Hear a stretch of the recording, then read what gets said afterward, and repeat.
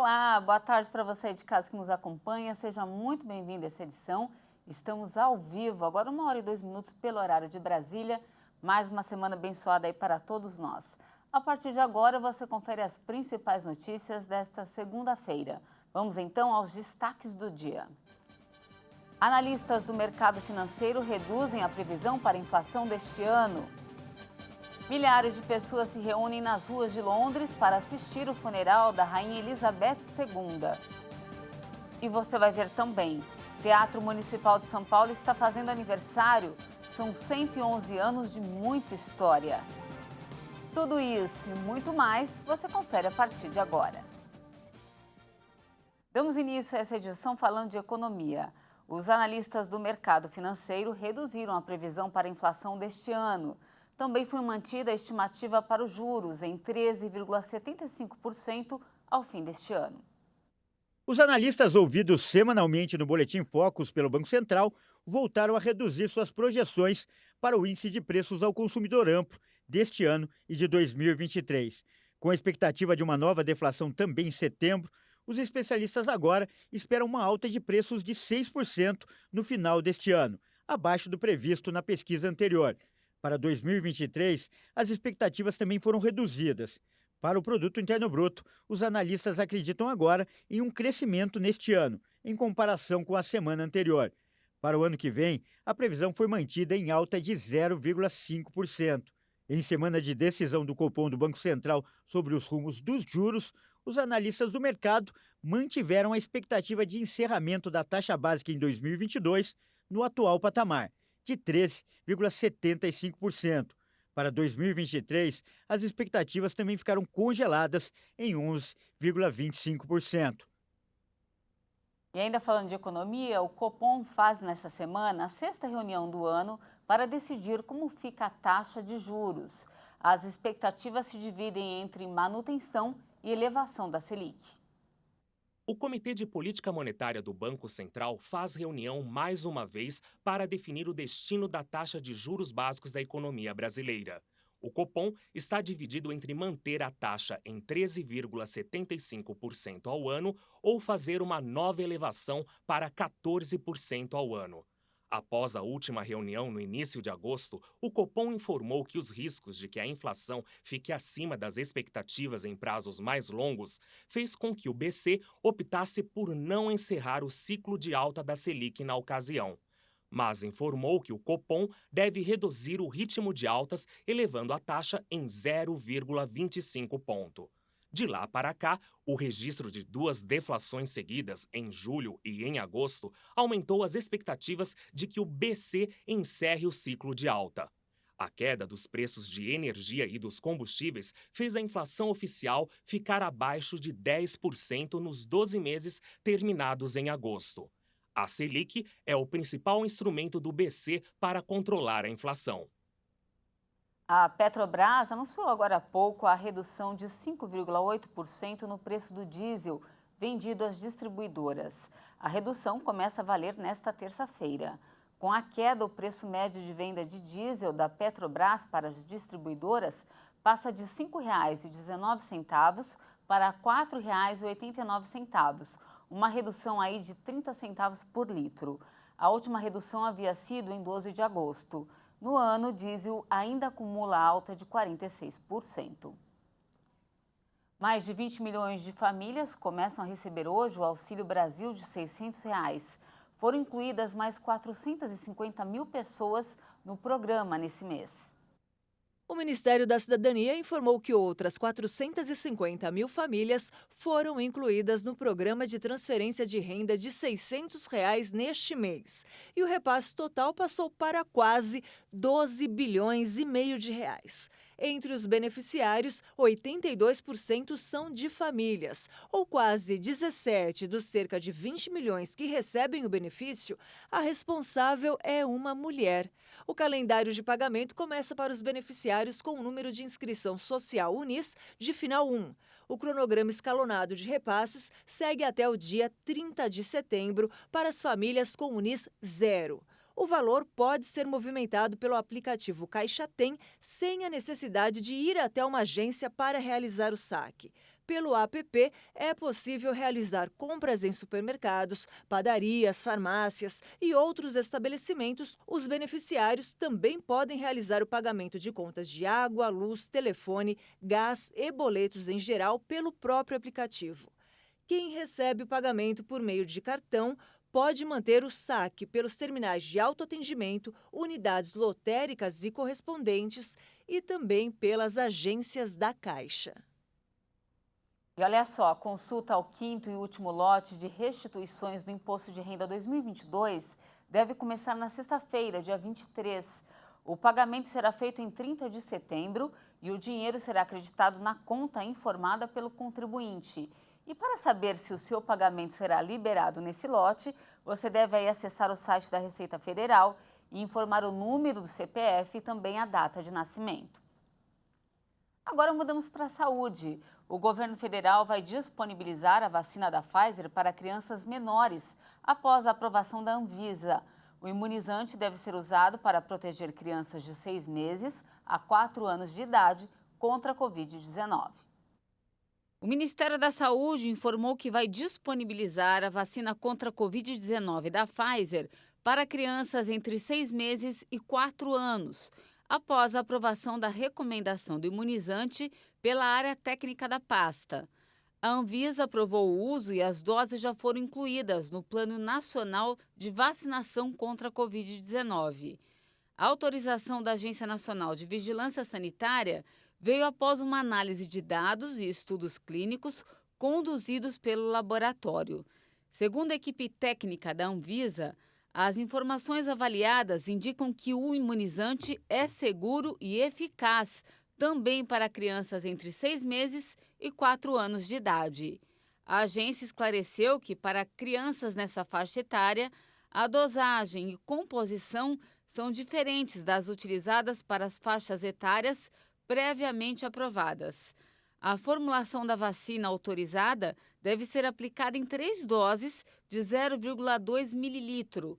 As 2 doses iniciais devem ter 3 semanas de intervalo, seguidas por uma terceira dose administrada pelo menos 8 semanas após a segunda dose.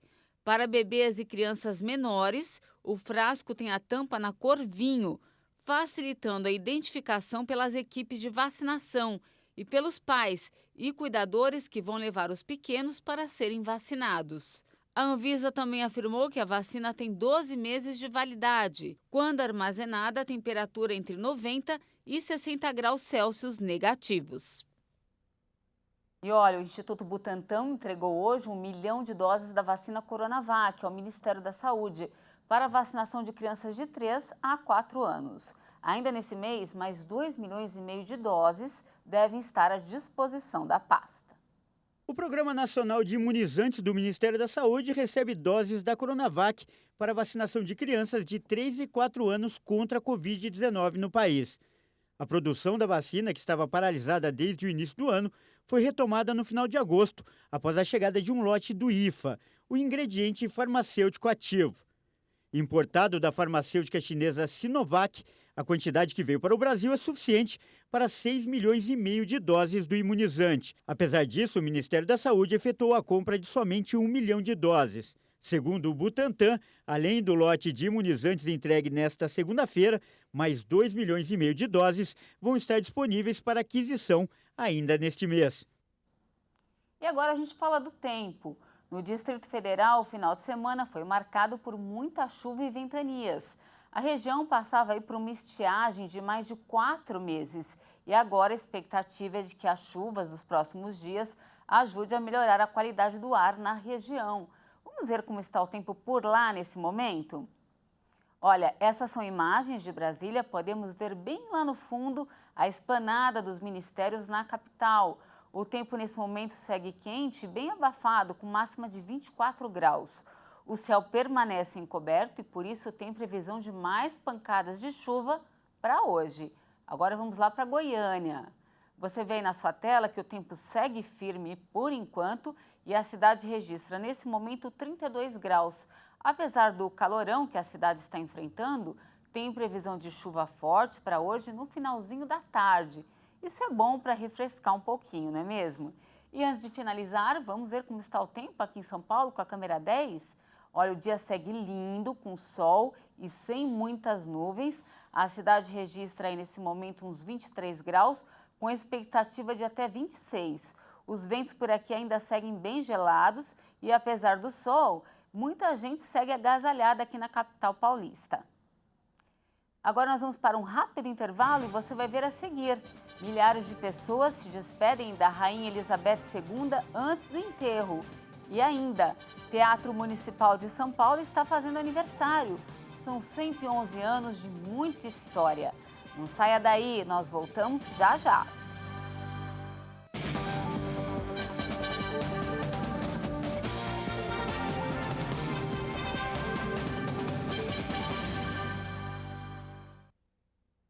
Já estamos de volta, ao vivo, agora 1h13 pelo horário de Brasília. E como é segunda-feira, é dia de falar de esporte. E quem traz os detalhes para a gente é o nosso repórter Leonardo Félix. Boa tarde, Leonardo. Olá, boa tarde, Patrícia. E o Palmeiras está cada vez mais perto do título do Brasileirão. Neste domingo, mesmo com um jogador a menos, o Verdão venceu o clássico contra o Santos por 1-0 no Allianz Parque. Agora são 9 pontos de vantagem para o segundo colocado, o Fluminense. E mesmo sem o Danilo expulso na segunda etapa, o Palmeiras buscou o gol da vitória com o Merentiel. E agora tem 11 rodadas para confirmar o título nacional. O triunfo levou o Palmeiras aos 57 pontos. Já o Santos continua com 34. E no Maracanã, o Fluminense venceu o Flamengo por 2-1, em um jogo muito movimentado. O tricolor abriu o placar com Ganso e um pênalti muito polêmico, marcado pelo árbitro Rafael Claus, que estará na Copa do Mundo. No segundo tempo, o Flu aumentou a vantagem com o Natan de cabeça e o Flamengo diminuiu com o Gabigol. Depois disso, teve muita confusão, 2 expulsões para cada lado. Agora o Fluminense tem 48 pontos, subindo para a vice-liderança. Já o Flamengo caiu para o 4º lugar, com 45. E no Independência, o América Mineiro bateu o Corinthians por 1-0. O resultado quebrou um tabu de 11 anos sem vitória do Coelho em cima do Timão. O Juninho apareceu na área para vencer o Cássio e marcar o gol que garantiu mais 3 pontos para os mineiros. O América está em 8º lugar com 39 pontos. E o Corinthians, que utilizou apenas 2 titulares, continua em 5º com 44 pontos. Já o São Paulo voltou a vencer no Brasileirão e deu uma respirada na tabela. O tricolor passou pelo Ceará no Castelão por 2-0. Depois de 8 jogos, o atacante Caleri voltou a marcar. Completou o placar outro argentino, o lateral Bustos, que fez seu primeiro gol pelo clube paulista. O Vozão teve 2 jogadores expulsos, Luiz Otávio e também o Zé Roberto, que gerou muita reclamação com a arbitragem. São Paulo agora tem 34 pontos e o Ceará apenas 31, está 3 acima do Z4. E fechando a 27ª rodada do Brasileirão, o Internacional encara logo mais às 8 da noite o Atlético Goianiense. O jogo será no Antônio Ascioli, em Goiânia. E se vencer, o Colorado retoma a vice-liderança, ficando a 8 pontos do Palmeiras. E chegou a hora do Boletim Esquenta Qatar 2022, com informações e curiosidades da Copa do Mundo. Hoje vamos falar da seleção da Arábia Saudita. Os sauditas disputam a Copa pela 6ª vez em sua história, mas nunca conseguiram passar da fase de grupos. Para esse ano, a motivação vem da excelente participação nas eliminatórias asiáticas. A classificação foi garantida com a melhor campanha do Grupo B da última fase, superando Japão e Austrália. A vantagem da Arábia pode estar no banco de reservas, com o treinador francês Hervé Renard, que comandou a seleção de Marrocos na Copa de 2018. A Arábia Saudita está no Grupo C, com a Argentina, México e Polônia. É isso aí, faltam 62 dias para a Copa do Mundo Qatar 2022. É isso aí, Léo. Todo mundo na contagem regressiva. Muito obrigada pelas suas informações e até a próxima. Agora seguimos com os destaques internacionais. Na manhã de hoje, o mundo se despediu da Rainha Elizabeth II durante o velório, que reuniu líderes de vários países. O caixão da monarca já chegou ao castelo de Windsor, onde acontecerá o enterro. 19 de setembro de 2022, um dia para entrar para a história. Na era da internet e da informação rápida, o mundo acompanhou a despedida da monarca mais longeva da história do Reino Unido e símbolo de uma era. Precisamente às 11 horas no horário de verão britânico e 7 horas da manhã pelo horário de Brasília, o caixão da Rainha Elizabeth entrou na abadia de Westminster, onde foi realizada a cerimônia fúnebre com a presença da realeza e de chefes de Estado de todo o mundo. Do presidente dos Estados Unidos, Joe Biden, ao do Brasil, Jair Bolsonaro, passando pelo rei da Espanha, o imperador japonês, quase 500 líderes e monarcas foram convidados para a cerimônia, um dos maiores desafios de segurança para o Reino Unido. O caixão foi transportado até a abadia, seguido a pé pelo novo rei Charles II e outros integrantes da família real. Elizabeth II morreu em 8 de setembro, aos 96 anos, na residência escocesa de Balmoral. O Reino Unido a homenageou com 10 dias de luto nacional, com uma carga de emoção popular tão grande que tornou quase imperceptíveis os protestos da minoria de republicanos. Com capacidade para 2.200 pessoas, a imponente abadia de Westminster não pode receber a multidão que deseja acompanhar a rainha até o fim. E olha, durante a cerimônia, um policial que trabalhava na segurança passou mal e desmaiou. Do lado de fora da catedral, um momento de tensão. Um policial desmaiou quando ajudava a organizar a linha da rota para a abadia. O oficial foi socorrido pelos colegas da Marinha Real e retirado em uma maca. O episódio não é o primeiro do tipo a ocorrer durante a despedida da Rainha Elizabeth II. Na última quarta-feira, um guarda também desmaiou durante o velório da monarca no Westminster Hall. Já estamos chegando ao fim dessa edição, mas antes tem um pouquinho de cultura para você aí que nos assiste. O maior símbolo de arte da cidade de São Paulo, que é o Teatro Municipal, comemorou mais um ano de existência nesse mês. São 111 anos de muita história. E quem traz mais detalhes para a gente é o repórter Dionísio Gonçalves. Vamos acompanhar?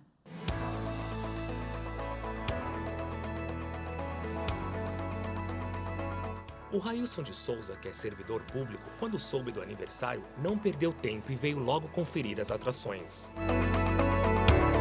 É muito emocionante, né, apreciar essa obra centenária, né? E a explicação do condutor foi muito organizada e as obras que a gente percebeu ainda está conservada. O prédio do Teatro Municipal de São Paulo foi todo pensado no estilo renascentista, com traços de arte barroca e arte nouveau pelo arquiteto Ramos de Azevedo, com colaboração dos italianos Cláudio Rossi e Domiziano Rossi. Esse prédio foi construído, a construção deu início em 1903, após 8 anos de construção, um longo processo liderado ali pelo escritório de Ramos de Azevedo, com Cláudio Domiziano Rossi. O maior símbolo de arte da cidade teve o início da sua construção em 1903, mas só veio a ser inaugurado em 1911. Nesse período, ele já passou por 3 grandes reformas. Em 2012, ganhou mais um espaço, a Praça das Artes, onde foram instaladas a Escola Municipal de Música de São Paulo e os corpos artísticos. O local é aberto ao público em geral e quem tiver curiosidade pode aproveitar o espaço da praça. 2 corpos artísticos da casa, o Coral Paulistano e a Orquestra Experimental de Repertório e também o Quarteto de Cordas, trazendo nessa semana uma programação especial para a gente conferir e celebrar esses 111 anos de existência desse nosso aparelho cultural tão fundamental para a cidade e para o país. O prédio imponente chama a atenção de quem vem no centro da cidade. Em mais de 100 anos de história, já passaram por aqui milhares de artistas clássicos e contemporâneos, nacionais e internacionais. A gente vê de fora do teatro, na volumetria externa, as divisões do próprio prédio. Então, aqui onde nós estamos, no saguão de entrada, a gente está numa ala nobre, Aqui acima a gente tem o salão nobre, que dá para ver da parte de fora, segundo o próprio desenho do prédio. Aí, um passo atrás, nós temos já a cúpula e o palco, a sala de espetáculos, que tem um telhado com um volume redondo, E na parte atrás do telhado, a gente tem a caixa cênica, que é onde está o palco e os camarins. Então, a gente consegue ver de fora do próprio prédio, na fachada, tanto lateral quanto na fachada principal, as divisões espaciais da arquitetura, né? Além de toda essa programação, o local oferece visitas guiadas. O casal de Pratápolis, que fica no sul de Minas Gerais, veio com o sobrinho visitar a cidade pela primeira vez e estão ansiosos para conhecer as atrações oferecidas pelo teatro. Mas, infelizmente, não será dessa vez. Eles não sabiam que era necessário fazer o agendamento para a visitação. Mas vim trazer os meus tios, são de Pratápolis, Minas Gerais, divisa com São Paulo, e é a primeira vez que viemos. E vocês vieram para fazer a visitação aqui gratuita que o teatro oferece? Isso, mas nós não sabíamos que havia necessidade de fazer um pré-agendamento. Então, na próxima vez a gente faz isso. No site do teatro, nós temos a programação também nas redes sociais, que vocês podem acompanhar pelo Facebook, pelo Instagram. No link da bio você entra direto na plataforma para adquirir os ingressos. E as visitas educativas também são gratuitas, isso é importante de demarcar, né? Basta você entrar no site, realizar o agendamento, assim, reservar seu ingresso para vir conhecer, né? Escutar a mediação dos nossos ótimos educadores que contam para a gente, ensinam bastante da nossa história, do nosso teatro, né? Que ele é nosso, é de todos nós. E o edifício tem muitas curiosidades. Uma delas foi o fato do prédio ser um dos primeiros a ter luz elétrica na cidade. Era uma região que, na época, tinha uma urbanização não tão desenvolvida, então o Teatro Municipal, inclusive, significou um catalisador de trazer comércio, né, e opções de lazer para esse lado da margem. Uma série de atrações, como a apresentação de corais, vai ser realizada para a comemoração do aniversário. Até 1.530 pessoas podem assistir às apresentações na sala de espetáculos.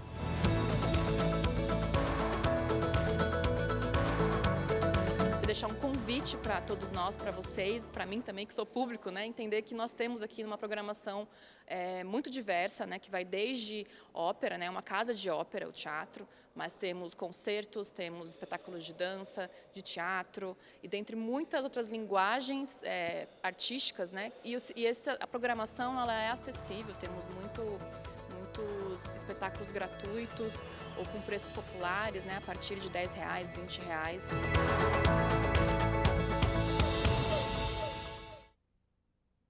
Que bacana, imperdível aí a visitação, fica a dica. E essa edição fica por aqui, mas agradeço demais pela sua companhia. Continue ligado na Ritmo, ótima tarde para você. A gente se vê. Até